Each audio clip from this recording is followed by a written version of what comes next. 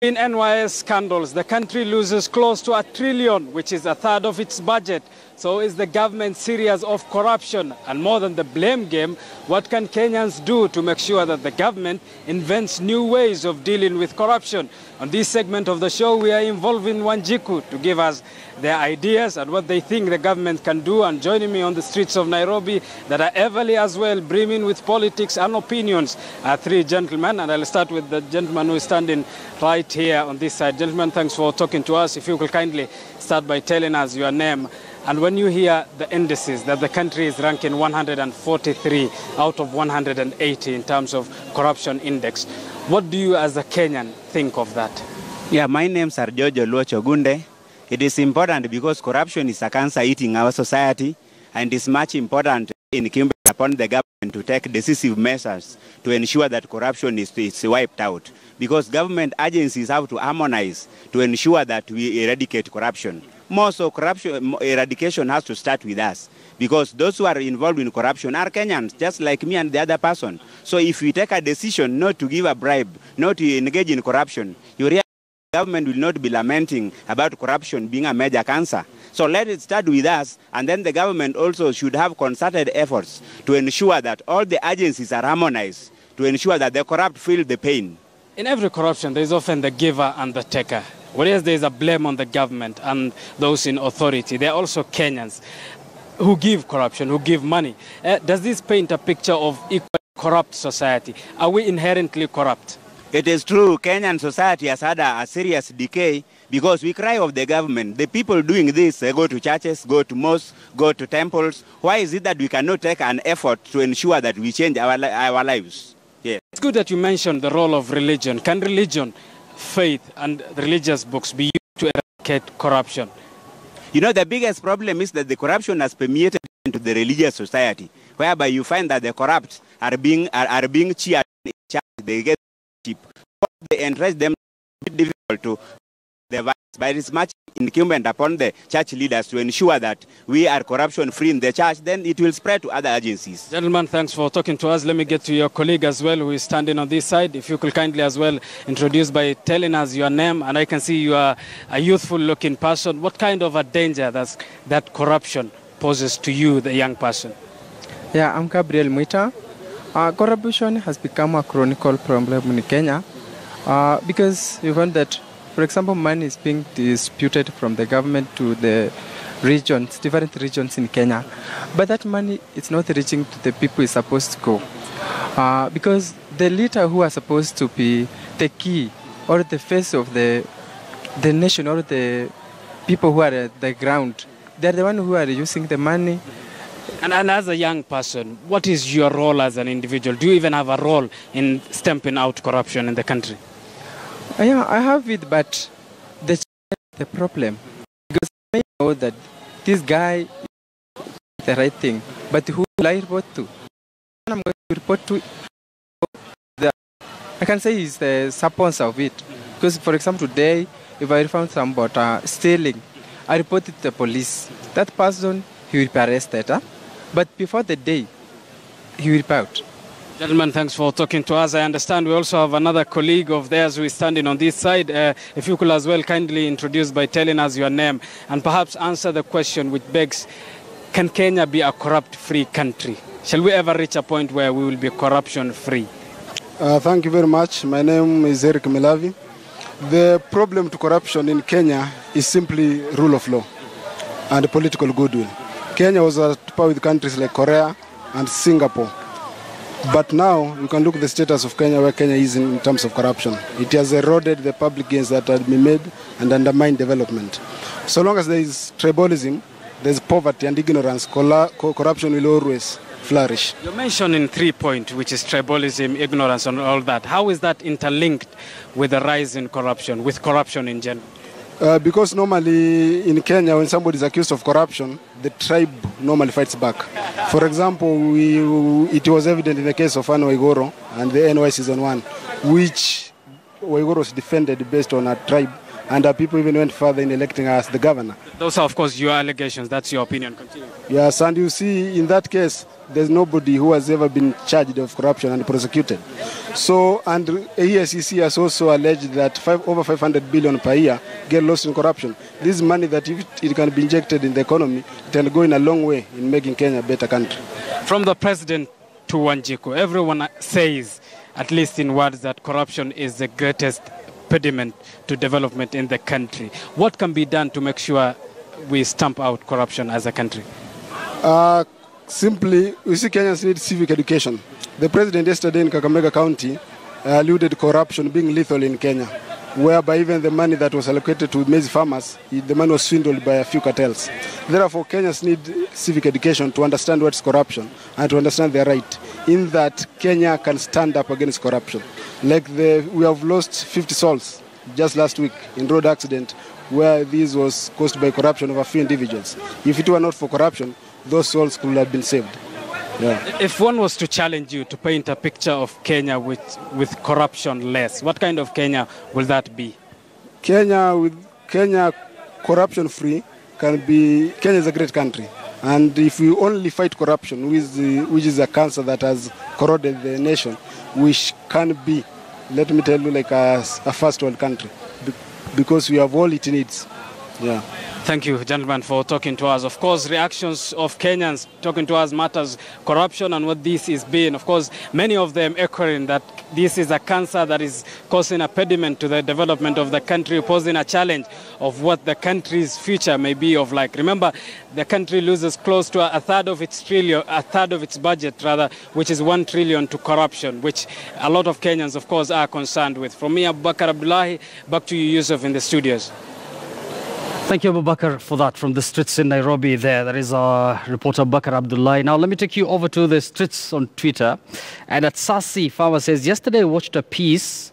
Actually, she's saying the same measures used in exams should actually be implemented in fighting corruption. I think we're losing it with regards to the war on corruption. And then at Kiprono Langat says, a court recently gave order for EACC Kenya to return some 23 million Kenya shillings recovered from corrupt county officials. Where do we stand if one arm of government finds you corrupt and another cleans you, returning you a loot? And then one final one.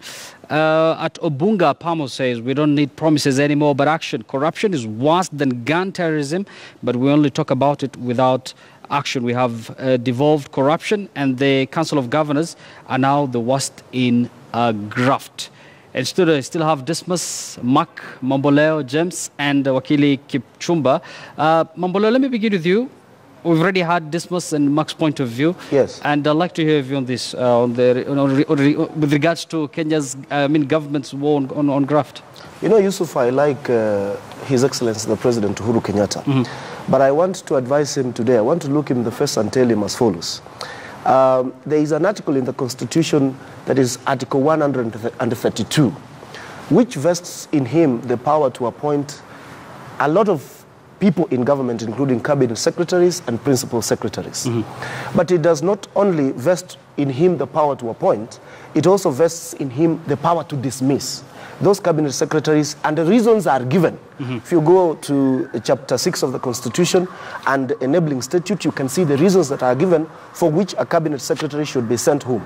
Now, this is what I want to say. There is a difference between an allegation that a cabinet secretary has committed a crime for which we need to give him due process under Article 50, take him through a court system, try and find whether he is actually guilty of the offenses committed or not. There is a difference between that system and a system of administration in which a person placed in the responsibility of the office of the president, who has charge over cabinet secretaries, is supposed to do. I do not see any reason why the president cannot call the director of criminal investigations and tell him, give me a dossier on this minister. Give me a dossier on this principal secretary, all right? You see, the question of guilt for purposes of dismissing a cabinet secretary in the eyes of the president should not meet that criteria or that standard of beyond reasonable doubt that is required in a court of law. What the president needs to do is to, within all the factors that he is privy to, is to appreciate and convince himself that beyond a balance of probabilities, he thinks that there's something fishy with some of the transactions that have been committed or that have been done under the watch of that cabinet secretary. That should be enough to fire. And that should be enough for him to fire that person and await this person to be either found guilty or not within a court process. So there is that administrative managerial responsibility that has been placed in the hands of the Chief Executive Officer of the Republic of Kenya, who is the President of the Republic of Kenya. And I think the President should know that this time round, Kenyans are not going to be listening to him crying in public about why he is not able to do this and do the other. We should see from his desk letters saying to those cabinet secretaries and other members of his government who are doing things which go beyond the remit of Chapter 6 of the Constitution, going home, okay? Now, in as far as the question of whether legally speaking, these people are guilty of the offenses claimed that they have committed, that is a matter that should be taken to the courts of law. But then secondly, it is not only the president who has the responsibility to deal with these people. Under Article 95 of the Constitution, Parliament has an oversight role against the cabinet. Now, we do not want to see the kind of scenes we've been seeing in the past, where a question has been investigated by a committee of Parliament, and somebody can see that, you know, there is something fishy about some of the transactions that come before those committees. That report is brought to Parliament and defeated because parliamentarians take 10,000 shillings from the cabinet. Okay? So we expect parliamentarians to always wake up, to also wake up and perform their oversight role against the executive properly.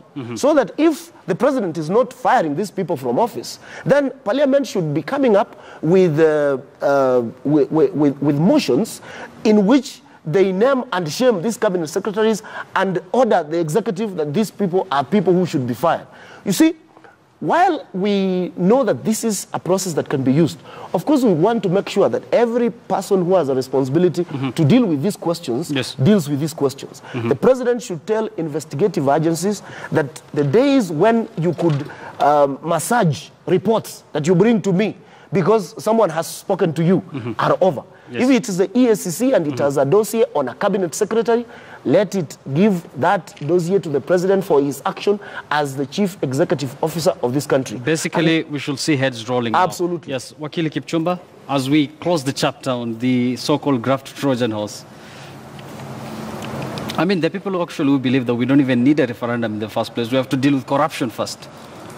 I think when we talk about dealing with corruption, we should talk about dealing with impunity. Yes. We are in a situation whereby our fight on corruption looks like a disjointed choir, where the person, the choir master is 100 years, the members of choir, some are 20, others are infants. That is where we are.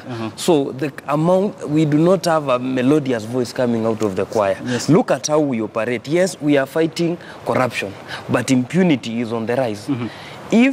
And I'm surprised that my senior, Mr. Mamboleo, can consider Parliament in our fight of corruption when we consider Parliament corruption in itself. Because if today we stop for a minute and we do a breaking news that Parliament and the Speaker is inspecting a toilet, how many people can fit there? That is how impunity operates. Look at what a Sudanese is doing in this country. Sleeping and swimming in dollars and telling the public that my money comes from Christ. Do you mean the churches in this part of the region do not praise God enough to be blessed? That is how we talk about impunity. Going back to the fight on graft being spearheaded by the president. By the way, what we need from the president, he has no role in fighting the corruption actively, but he has a role politically.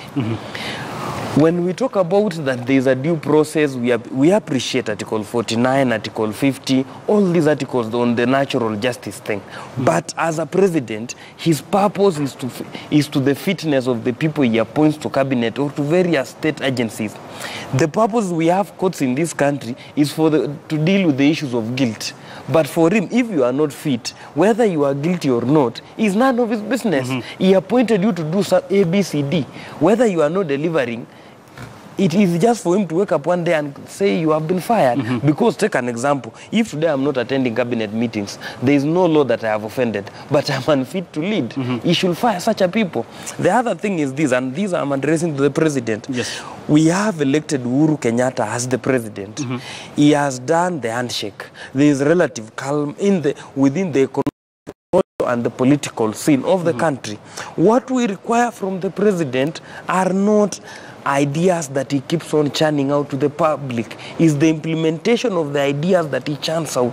When he talks about a polygraph, we expect it to be implemented, not to be told to the public. He implements it. When he talks about lifestyle audits, there are enough statutes that are grounded on the lifestyle audits. We need to see both of those issues happening. So that's why we are saying we do not need the ideas. We need implementation of the ideas. Yes, I think Kenyans have heard you. They're loud and clear. And it's about time we close chapter on the so-called graft Trojan horse, because it's a serious matter. Kenya loses, once again, 600 billion plus Kenya shillings from a national budget every year through corruption. Now, over to something interesting that has been happening for the last 2-3 weeks, and this is with regards to the Agriculture Cabinet Secretary, Mwangi Kiunjuri, and we have a package to that effect. Name all those involved in fictitious